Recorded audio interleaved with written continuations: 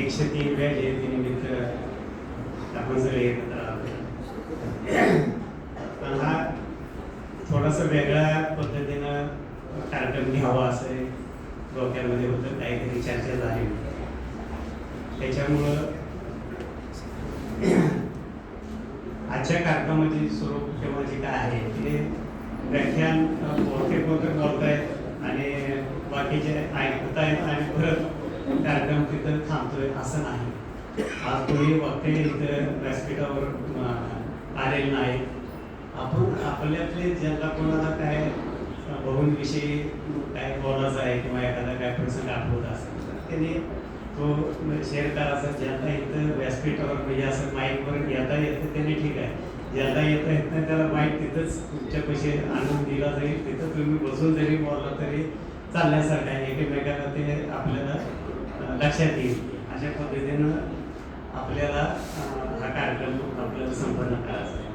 याच्यात झालं काय, आजपर्यंत भाऊंच्या आयुष्यावर अनेक जणांनी लिहिलेलं आहे. भाऊंनी स्वतः बघून आपलं चरित्र लिहिलं. भाऊंच्या साहित्य किंवा कलावंत कारकिर्दीवर अनेक जणांनी PhD MPhil किंवा असा अभ्यास करून पदव्या वगैरे त्यांनी घेतलेले आहेत. किंवा भाऊ विद्यापीठात भाऊंचं ते आत्मचरित्र पुस्तकी अभ्यासाला होतं. हे लोकांना ते राजकीय किंवा हे जे त्यांचं बाहेरचं आहे कलावंत हे जीवन माहिती आहे किंवा त्याच्या इन्कम झाले ते छापील वगैरे आहे. भाऊ माणूस म्हणून कसे होते किंवा ते दैनंदिन आयुष्यात जगताना त्यांचं वावरणं कसं होतं हे कुठं पुस्तकातून लोकांसमोर कधी आलेलं नाही किंवा त्याचं लोकांना माहिती नाही. तर माझं एक असं तुम्हाला विनंती आहे की तशा पद्धतीनं जे पुस्तकात आजपर्यंत आलंय भाऊचं कार्य त्याच्याशिवाय वेगळ्या पद्धतीनं जर भाऊ कोणाला तुम्हाला दिसले असतील किंवा कोणाकडनं आता नवीन पिढी आहे ऐकलं असेल घरात सुद्धाकडनं आजोबाकडनं वडिलांकडनं आईकडनं भाऊंविषयी एखादं काय ऐकलं असेल तर ते तुम्ही बोललं किंवा हे केलं तरी ते आपल्याला संयुक्तिक होईल.